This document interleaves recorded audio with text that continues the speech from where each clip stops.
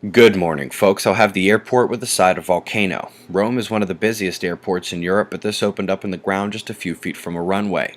The experts have two baffling things to say. First, that it's volcanic, and two, it's nothing to worry about.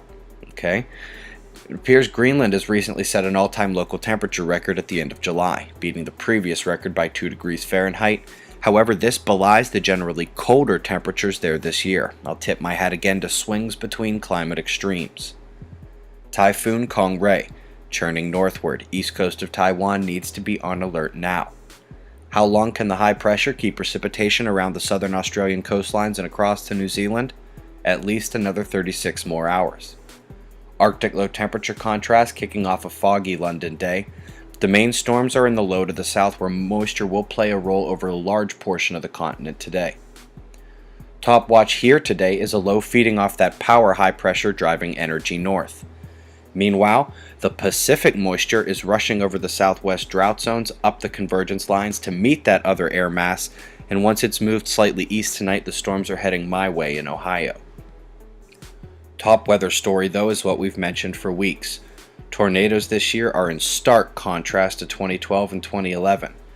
In fact, the record low ever recorded is shared at 50% the annualized average, and we are in risk of breaking those. Solar wind speed under 400 kilometers per second and density hovering within normal range along with plasma temperature. KP index is low. Solar flares still low but might be building as we have some enormous umbras turning in to face Earth. On the south, we need the little backside spots to grow, but up north it looks like a double umbra back there.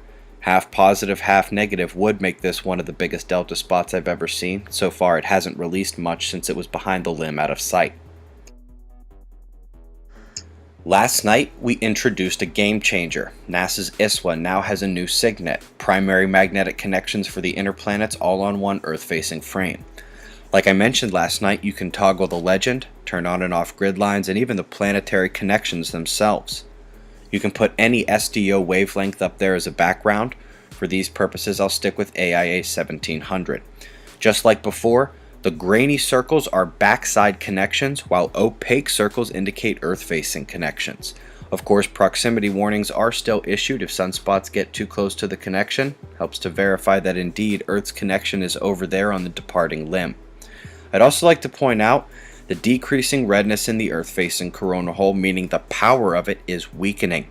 Last night, I combined the planetary positions, coronal hole, and uptick drought to hold at 8 with a pipe dream of 9 this morning, but that's not going to happen with the power of the hole decreasing.